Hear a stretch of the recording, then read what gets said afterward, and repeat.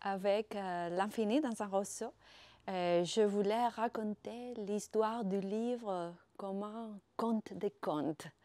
Ce livre est né avec le rêve de partager l'histoire de l'invention des livres dans le monde antique, les parcours des objets qui a vu le jour pour nous émerveiller ou nous étonner et qui aujourd'hui, plus que jamais, réclame sa place comme substance de la vie et de la pensée. L'infini dans un roseau reconstruit l'aventure tant historique que romanesque des livres et des lecteurs à travers des générations, leur exploit pour protéger les trésors de nos idées les plus lumineuses, tant de péripéties et de succès, sans oublier l'ombre, les persécutions, les dangers.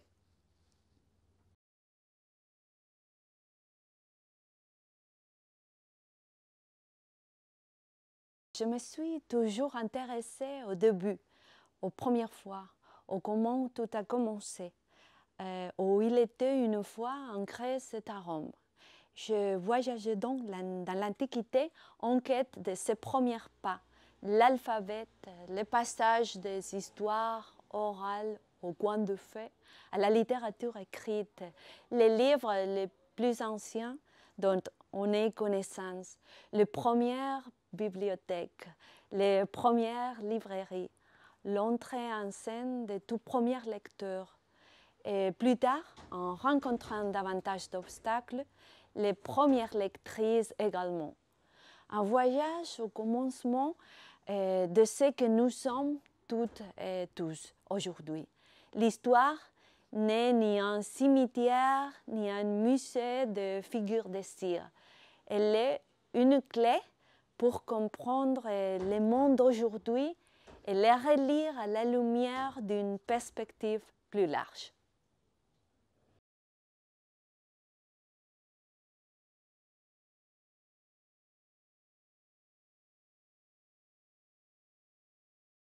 J'aime utiliser l'humour comme antidote à la solennité.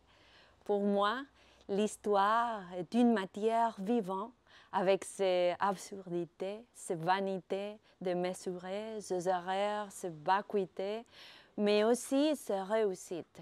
Je m'intéresse aux classiques non parce qu'ils étaient parfaits, ils ne l'étaient pas, loin de là, mais parce qu'ils ont façonné des idées, créé des concepts, amorcé des chemins qui configurent encore aujourd'hui notre présent.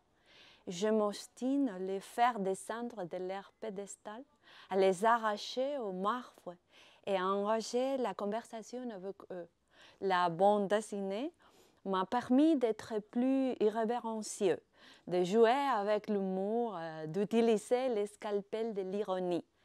Cela a été amusant de revenir au livre des années après sa publication avec un esprit plus incisif, plus incline au rire.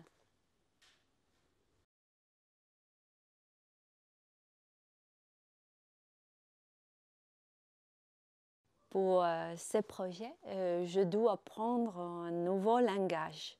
J'ai découvert les immenses possibilités offertes par le dialogue entre les images et les textes, qui peuvent se contredire, se remettre en question, plaisanter.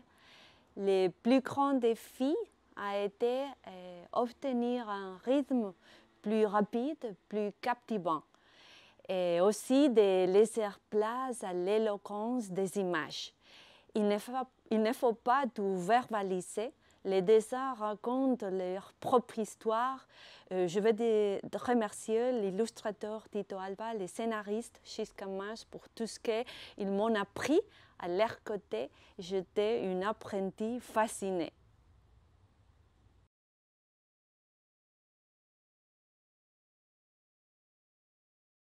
L'infini dans un roseau est une histoire de la connaissance pleine de risques de voyage, d'invention, où les femmes ne sont pas une simple note de bas en page, une épigraphe reléguée à la fin d'un chapitre, mais des protagonistes de l'aventure, des héroïnes courageuses qui, aux côtés de tant d'hommes, bien entendu, ont défendu les livres contre la destruction et l'oubli.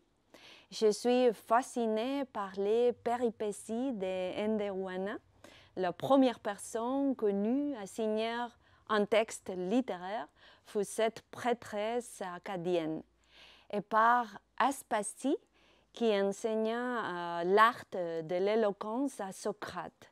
Les discours qu'elle a écrits pour son époux, Périclès, ont été une source d'inspiration pour Kennedy et Obama. Ces femmes démontrent que les useuses de récits ont refusé de se taire à toutes les époques, bien que celles nous soient parvenues d'elles des fragments de chants, de vers, de pensées. J'essayais de récupérer leur mémoire, leur histoire, les noms de quelques-uns de ces pionnières.